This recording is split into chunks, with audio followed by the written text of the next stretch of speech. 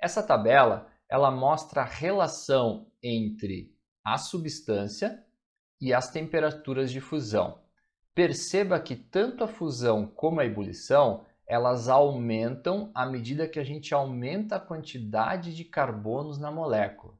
A gente vai discutir só a temperatura de ebulição. Então perceba, menos 161, metano. Já o etano pula para menos 88, ou seja, a temperatura de ebulição aumenta, à medida que aumenta a quantidade de carbonos.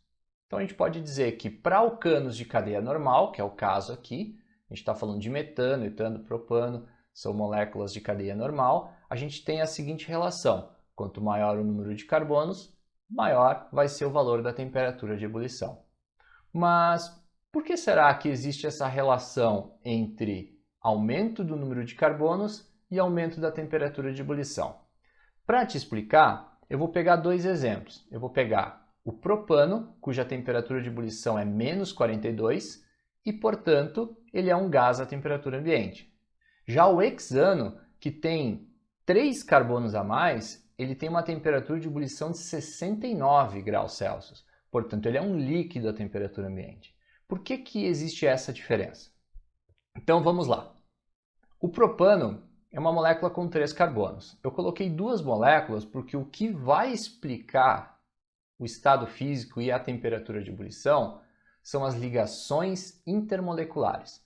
Então, o propano ele tem 3 carbonos e ele tem uma certa área de contato com a outra molécula que eu estou representando aqui através dessa linha laranja. O que vai explicar as diferenças de temperatura de ebulição são as ligações intermoleculares, que eu estou representando aqui por essas linhas tracejadas. Essas ligações intermoleculares são ligações do tipo dipolo instantâneo e dipolo induzido, que são ligações dentro do cenário das ligações intermoleculares, são fracas, porém são diferentes de zero e explicam os baixos valores de temperatura de ebulição dos hidrocarbonetos. Se a gente pegar o hexano é uma molécula mais longa. Se é uma molécula mais longa, ela vai ter uma maior área de contato. E tendo uma maior área de contato, ela vai estabelecer mais ligações intermoleculares. Consequentemente, a temperatura de ebulição tende a aumentar.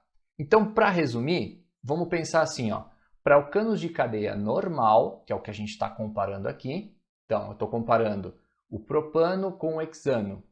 Quando tem cadeia ramificada, já é outra história, a gente vai ver mais adiante.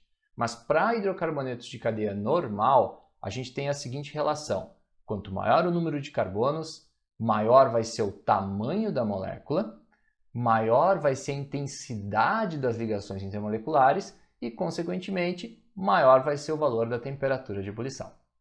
Agora eu quero te mostrar uma outra tabela que traz outros tipos de hidrocarbonetos. Então aqui a gente tem o eteno, que é um alceno, a gente tem o propeno, que também é um alceno. Percebam que essa tendência entre o eteno e o propeno se mantém, vai aumentar a temperatura de ebulição à medida que aumenta a quantidade de carbonos. Porém, se você perceber nessa tabela, tem o caso do buteno e do metilpropeno. A temperatura do buteno é menos 6,1 graus Celsius. A temperatura de ebulição do metilpropeno é menos 6,6 graus Celsius. Então existe uma pequena diferença de temperatura de ebulição entre os dois compostos.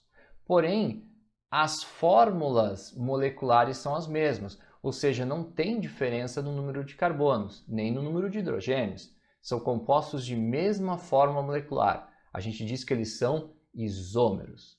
Então, como é que a gente explica a diferença de temperatura de ebulição entre isômeros? Então, eu vou pegar esses dois casos para a gente detalhar. Tem aqui o buteno, cuja temperatura de ebulição é menos 6,1.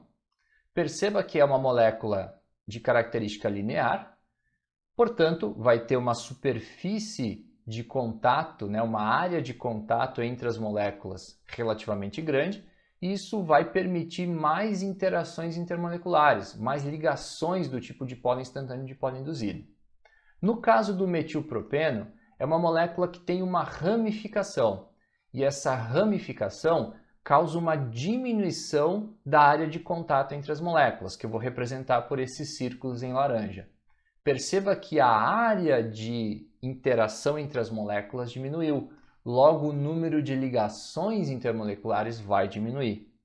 Então, pessoal, nesses casos a gente pode usar a seguinte lógica para hidrocarbonetos isômeros. Só lembrando, isômeros são moléculas que têm a mesma fórmula molecular.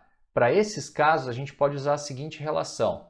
Quanto maior for o número de ramificações, menor vai ser o tamanho da molécula, menores vão ser as intensidades das ligações intermoleculares e, consequentemente, menor vai ser o valor da temperatura de ebulição. Certo?